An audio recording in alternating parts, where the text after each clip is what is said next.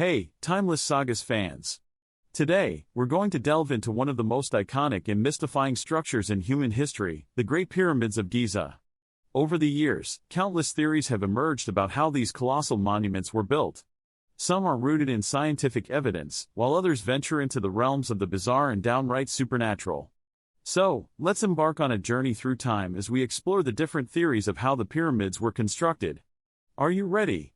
Buckle up, because this is going to be a wild ride. First, let's set the stage with some facts. The Great Pyramid of Giza, also known as the Pyramid of Khufu or Cheops, was built for the pharaoh Khufu around 2580 to 2560 BCE, during the 4th dynasty of the Old Kingdom of Egypt. It's the oldest and largest of the 3 pyramids in Giza and was the tallest man-made structure in the world for over 3,800 years. This limestone behemoth originally stood at a staggering 481 feet, 146.5 meters, tall and consists of an estimated 2.3 million blocks, each weighing an average of 2.5 tons. Now that we've got that out of the way, let's dive into the theories. One of the earliest and most popular theories about how the pyramids were built is the ramp theory. The basic idea is that the ancient Egyptians used a long, straight ramp or a series of ramps to haul the massive stone blocks from the quarries to the pyramid construction site. Once there, the workers would continue to use the ramps to raise the blocks to their final positions on the pyramid. There are several variations of this theory, including the linear ramp, the zigzag ramp, and the spiral ramp. The linear ramp theory posits that a long, straight ramp was built from the quarries to the pyramid, and its length and incline were adjusted as the pyramid grew taller. However, this theory has some drawbacks. For one, the sheer size of the ramp would require a massive amount of material and labor to construct, and it might have been just as challenging to build as the pyramid itself. Plus, the ramp's footprint would have been enormous, and it's unlikely that there would have been enough space for it in the Giza Plateau. The zigzag ramp theory addresses some of these concerns by suggesting that the ramp was built in a zigzag pattern up one side of the pyramid, reducing the amount of space needed. Although this theory might seem more plausible, it still requires a massive amount of labor and materials to construct the ramp. Plus, it would have been difficult to maneuver the massive stone blocks around the corners of the zigzag.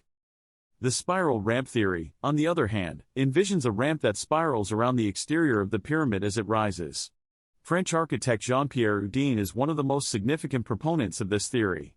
He even developed a detailed 3D model to demonstrate how the spiral ramp could have been constructed and used.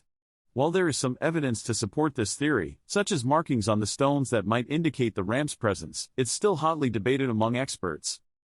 Now, let's take a detour into more unconventional territory.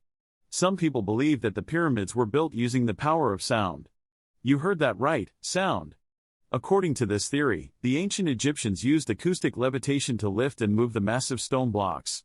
Proponents of this idea often point to the research of Swiss scientist and inventor, Hans Jenny, who conducted experiments in the 1960s and 1970s on the effects of sound vibrations on various materials.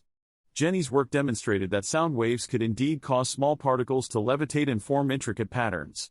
However, there's a big leap between levitating tiny particles and moving multi-ton stone blocks, and skeptics argue that there's no evidence to suggest that the ancient Egyptians possessed this kind of advanced technology. But what's a discussion about the pyramids without mentioning aliens, right?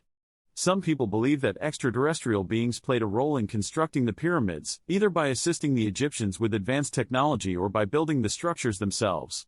Proponents of this theory often point to the pyramids' precise alignment with celestial bodies and their incredible scale and complexity as evidence of otherworldly intervention. However, most historians and archaeologists dismiss this theory as pure science fiction, arguing that the ancient Egyptians were more than capable of building these astonishing structures themselves. Now that we've explored some of the wilder theories, let's get back to some more grounded ideas.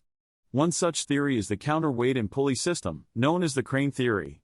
This idea proposes that the ancient Egyptians used large counterweights and pulleys to lift the stone blocks into place. This would have allowed them to move the massive stones with less effort and manpower. Although this theory is technically feasible, there's no concrete evidence to support its use in the construction of the pyramids.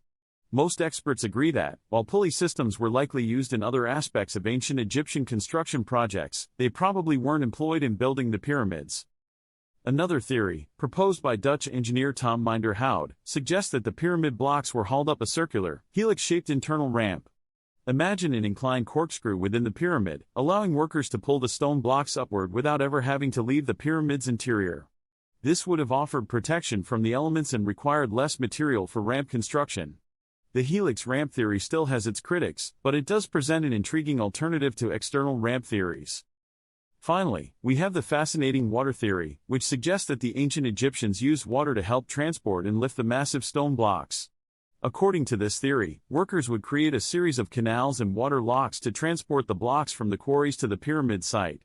Once there, they would utilize water-filled counterweight systems to lift the blocks into place. While there is some evidence that the ancient Egyptians used water to transport heavy objects, the logistics of implementing this method on such a massive scale remain unclear. So, there you have it, folks. We've explored a wide array of theories, from the plausible to the bizarre, on how the Great Pyramids of Giza were constructed. While we may never know for certain how these awe-inspiring structures were built, one thing is clear: the ingenuity and determination of the ancient Egyptians continue to captivate and inspire us, thousands of years later. Thanks for joining me on this journey through history. If you enjoyed this video, be sure to like, subscribe, and hit that notification bell so you don't miss any of our timeless sagas. And, as always, keep on exploring, my friends.